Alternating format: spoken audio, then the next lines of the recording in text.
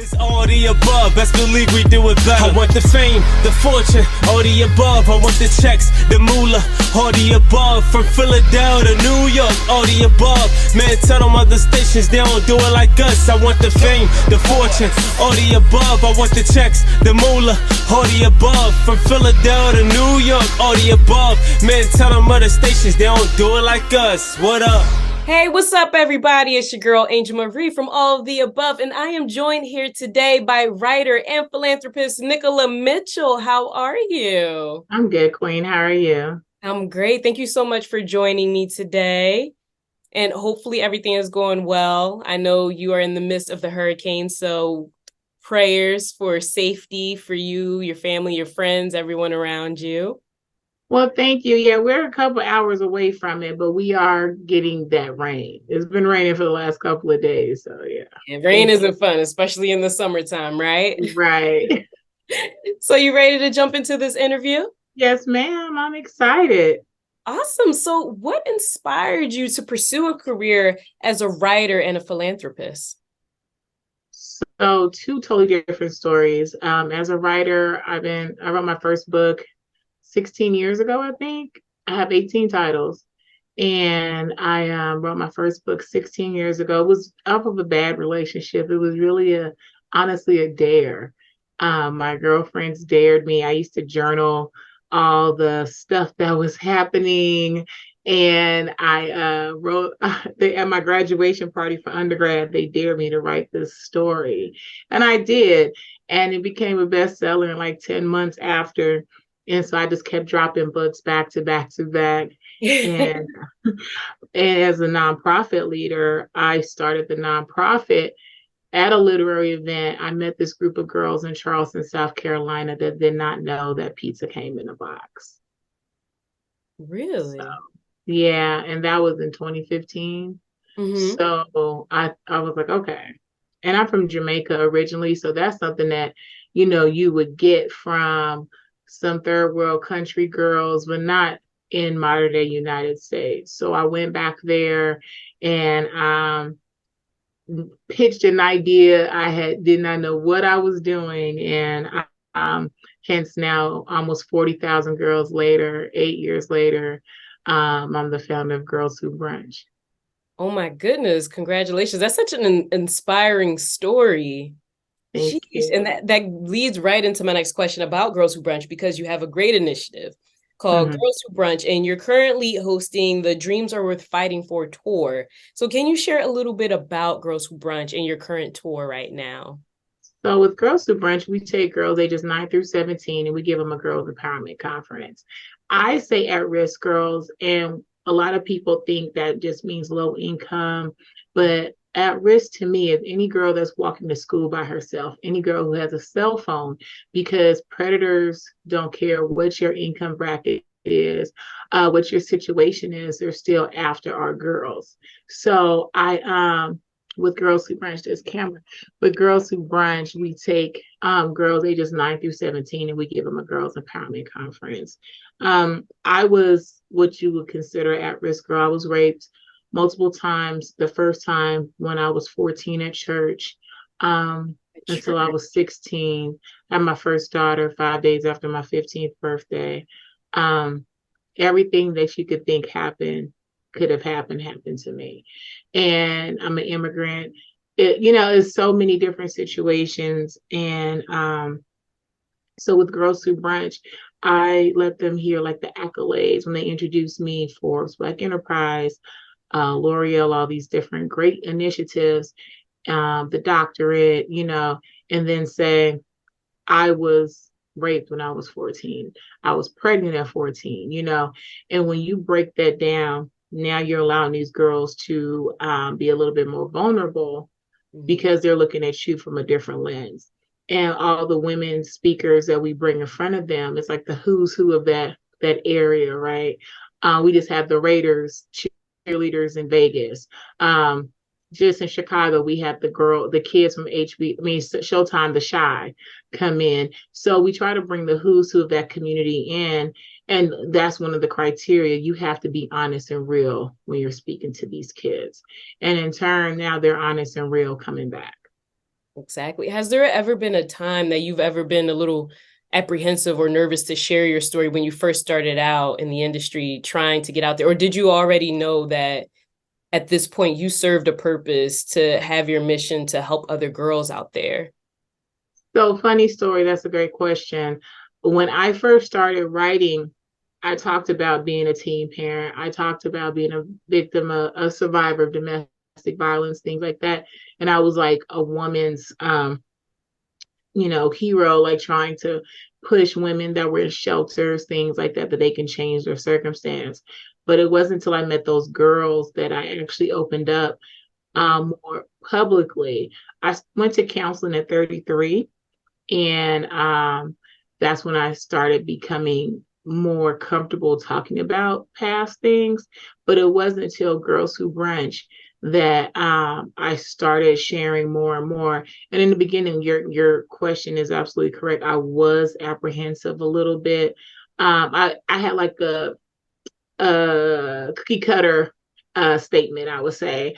Oh, I was raped, I was this, I was that. But it wasn't until going into the tour further and further that now these girls are asking real questions, because we would do like a fishbowl setting of questions that no one would know who they are. They're dropping their question in. So the questions can go from, what if it's my uncle raping me at night? What if my mother called me a mistake? What if this? And so now that would in turn make me, and some of the questions was directed towards me, not just people on the panel. So now I was more open and more vocal about things. There were some things that I've never shared until Girls Who Brunch. So, I mean, I feel like it's a therapy session for me every time we host an event.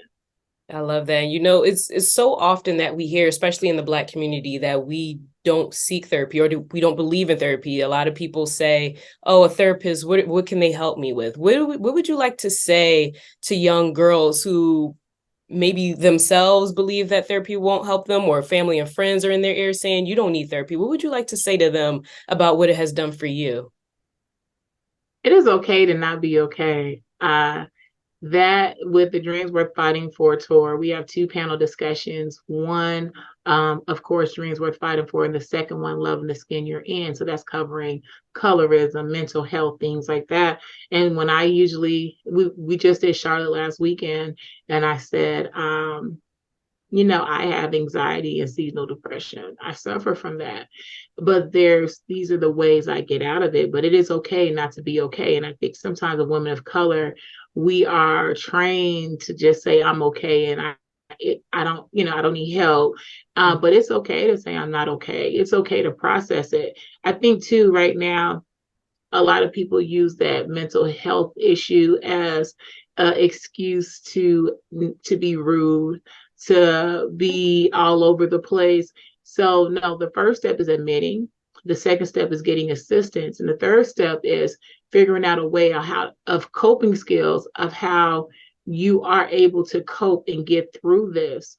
Not just, okay, this is what it is, and you're gonna have to deal with. I'm bipolar, that's it. No, just because you're bipolar doesn't mean everybody in the room have to deal with your craziness. So the first step is figuring out, admitting it, but then getting that help and figuring out what help can work best for you so you could be a functional adult.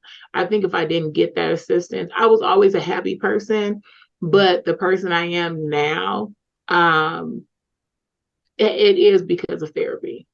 Totally. Beautiful. Now, through Girls Who Brunch, what kind of key initiatives or workshops do you offer for young girls?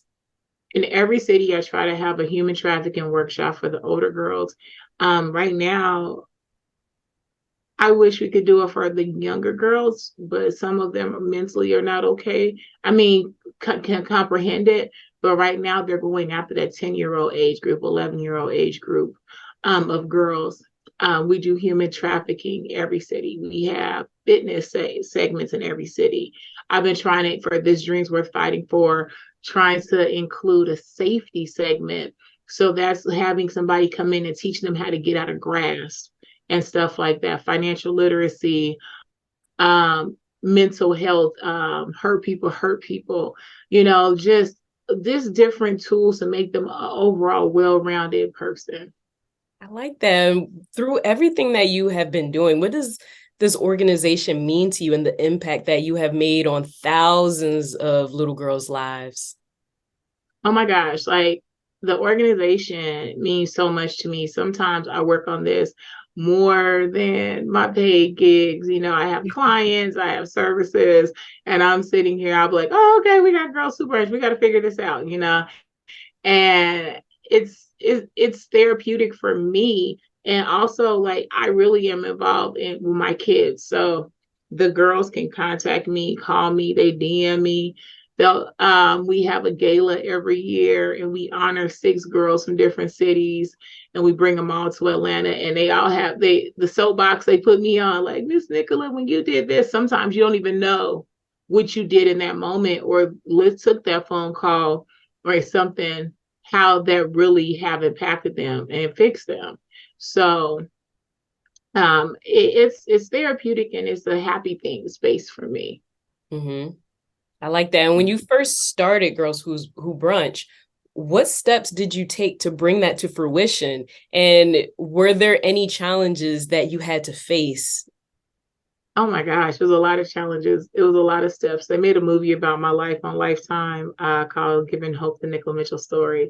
And the time frame in that movie was the first couple of years. And so that grassroots joint was for real, right? I used my marketing skills. I was a blogger and things like that. So I used those skills and traits to sell it, right? Once I figured out what we were doing, I was buying pictures, I was doing things like that, posting, selling it, right? Before we even had it. So by the time we had the first one, we had 250 girls attend. I would stuff the bags myself. I still stuff bags. Like I was in Charlotte stuffing bags because we have more kids. That was what we registered. So after we finished setting up the venue, I went back to my committee chair's house and we were stuffing bags till like midnight, just making sure everybody had enough stuff. Yeah. Um, but a lot of it in the beginning I did myself. Just figured it out because I couldn't ask. I felt crazy. I went from a for-profit situation as a writer, producing events and things like that, to now begging for assistance and help. And I felt crazy asking people for money, or even asking you to, hey, Angel, can you come help us? And I'm putting you to work doing physical manual labor, moving things around, and I'm not doing it, right? Mm-hmm. So I think we just went to year 8, and I am able to have all the people around doing what they do because they see how hard I work. I had cancer for I had cancer for a year, but I was on radiation for 2 years on tour, and my teams in these different cities would see me come in looking a hot mess, tired, exhausted, working all night, and fatigued all day during the event, not eating, but knowing I'm on radiation. So of course that made people want to go above and beyond for me. And so I think those moments humbled me and will always keep me humble. I'm a humble person anyway. But I think just doing it, I still go in, and it's crazy because they'll tell me, "Can you leave?" Or they won't let me come. Like it last week in Saturday in Charlotte, they were like, "No, you don't come here till before at 10:30." I'm like, "Well, dang, girl, I was sitting outside at 10:30."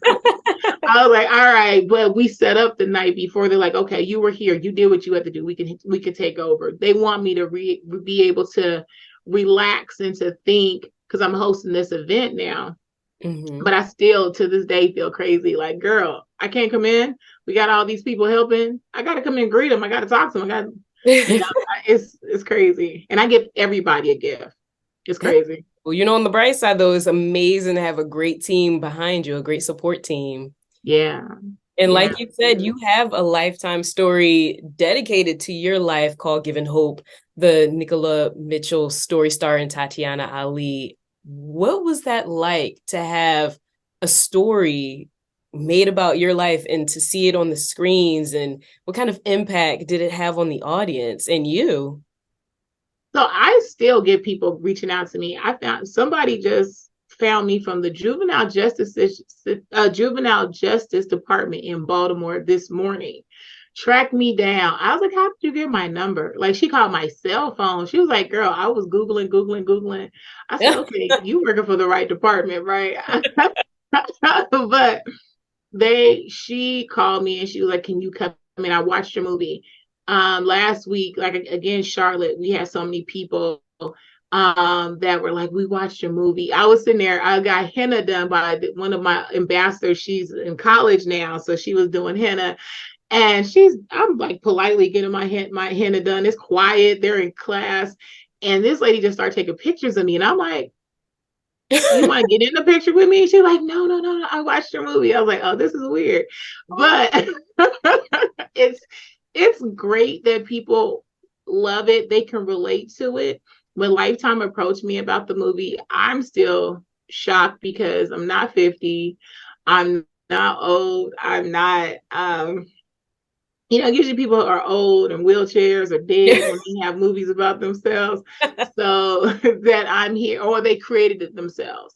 So to have them seek me out, ask me to be a part of it. I became an executive producer off of that movie. And it's still surreal. Like, and the ability to have my kids, like my daughters, they joke, they're 30 and 25 now, and they're like, somebody tried out to play me. It was so funny to hear that all the time. And Tatyana, I just love her. She's like my best friend, one of my best friends. When we did the movie premiere tour, we were like on a legit tour for the movie premieres. And I grew up in Vegas, and we were in Vegas, and we were at the Waldorf. The car service is picking us up, and it's me, Tati, and my kids. And girl, you'd have thought they were family forever. Okay, her nail broke. They'd have found somebody to get her some nails. It was love. It was just like, that's my sister, my cousin. Okay, we're gonna figure this out. And it's ordained by God. When I think about it, some of my biggest accolades I've gotten in this moment of life has been because of just giving back.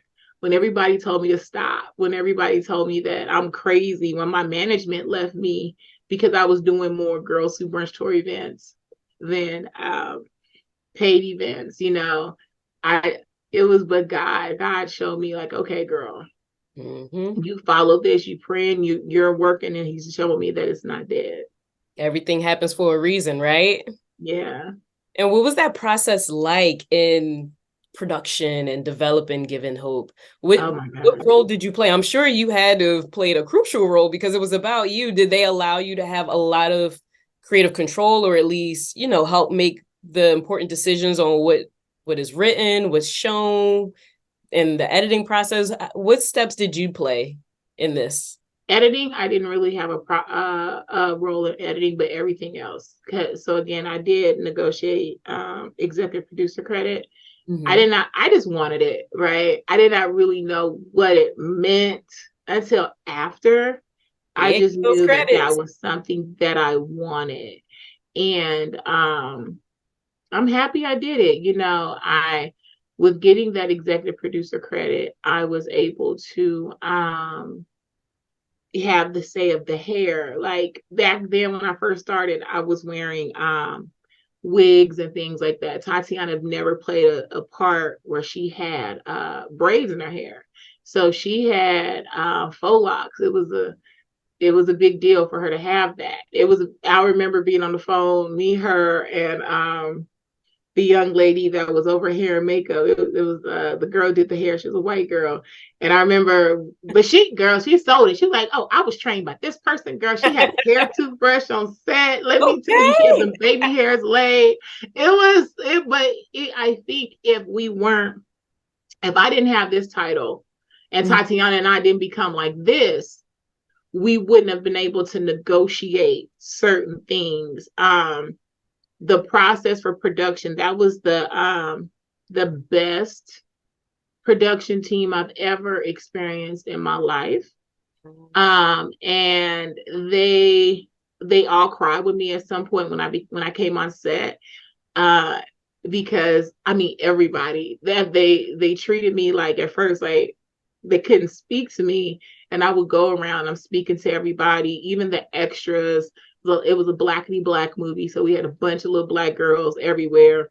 and lunchtime, if they had me and my daughters away. And I was like, no, I'm walking around speaking to everybody. And they're like, oh my gosh, and they're like, you're really cool. I'm like, what you thought? They're like, well, you have to be if this movie is about you. But, sometimes people think that characterization that is created on screen is not really the person's true qualities.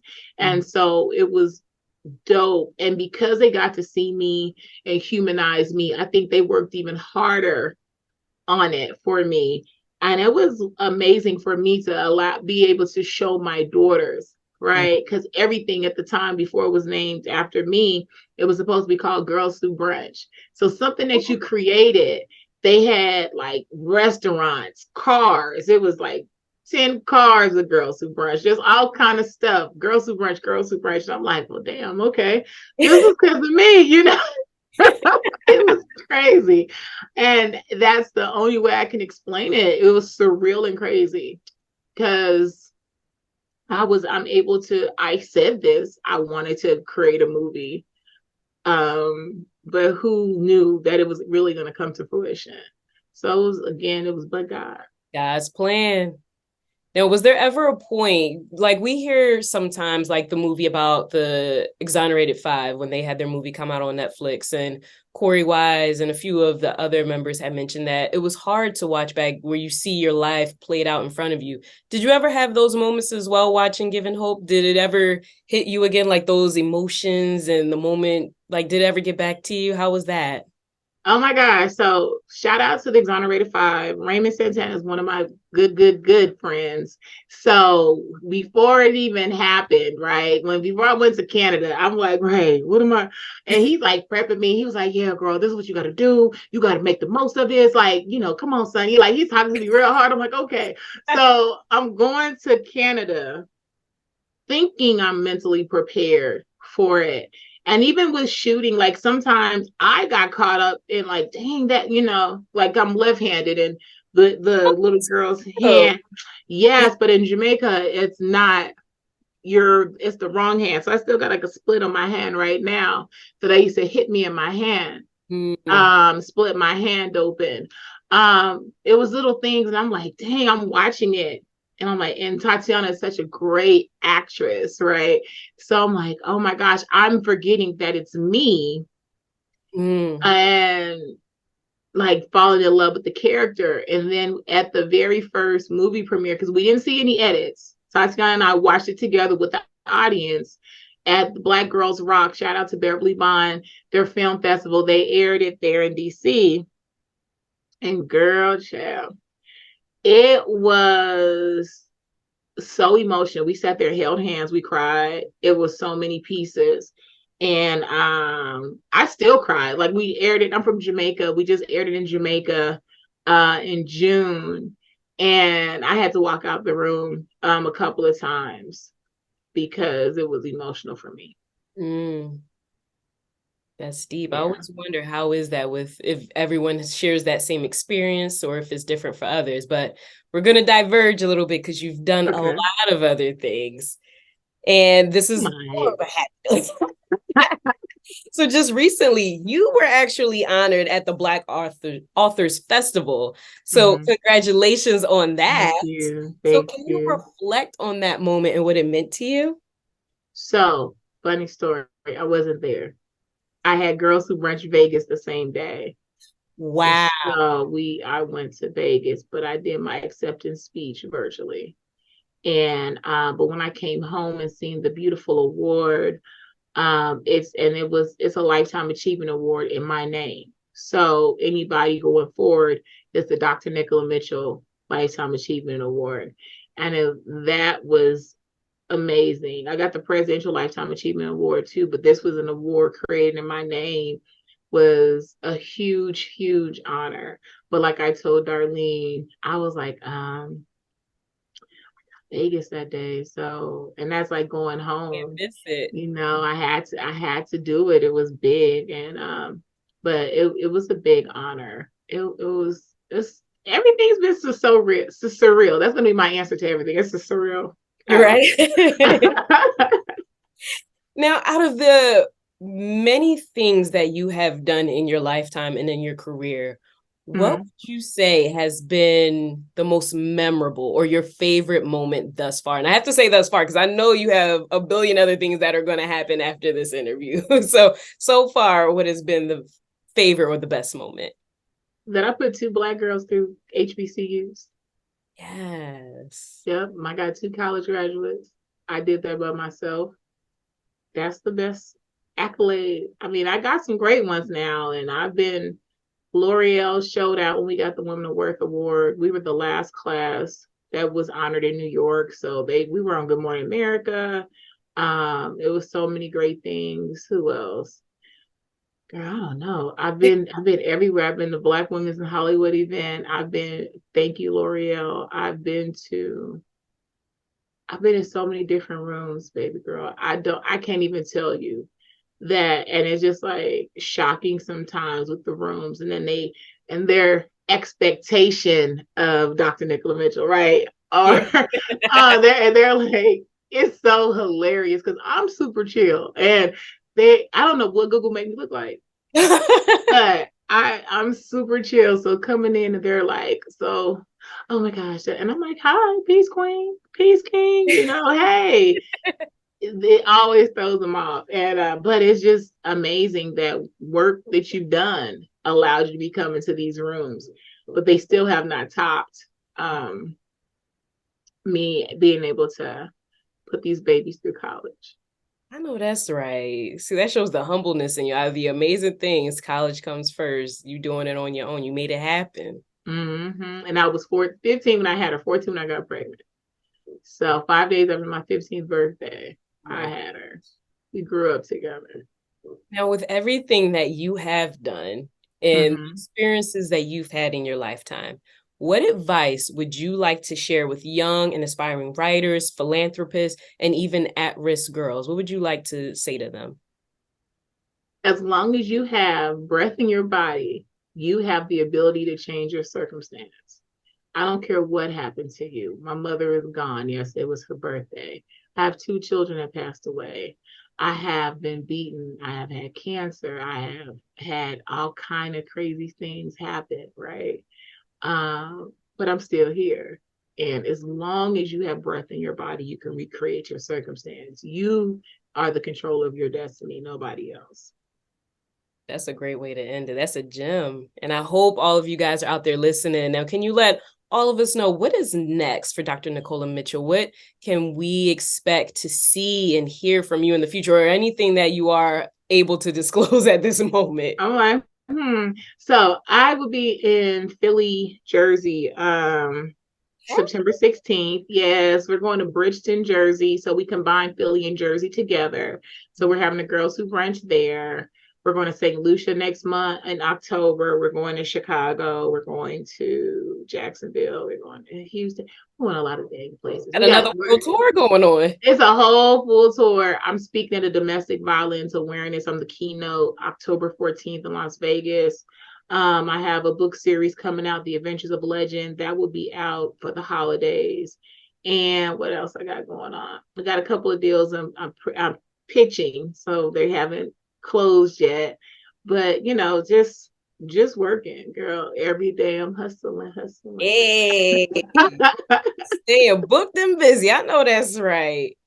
Now, for everybody who wants to stay up to date and follow your amazing story and continue to be inspired, because you're such an inspiration to young Black girls, the Black community, period, and women in general, how can they find you? How can they stay up to date with everything that is going on with Dr. Nicola Mitchell's story and your journey? My name is Nicola Mitchell. Follow Nicola, I'm me on so sorry. Instagram, Dr. DrNicolam, as in Mary.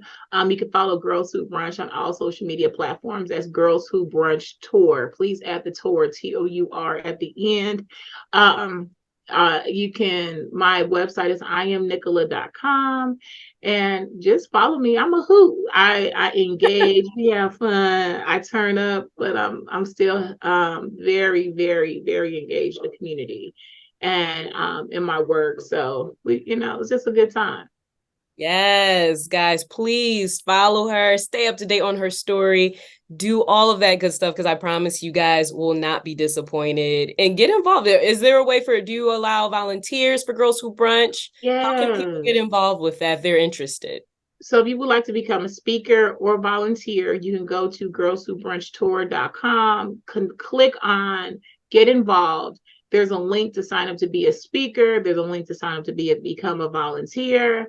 And we accept it. We have between 250 to 500 girls a city. So we need all the help we can get.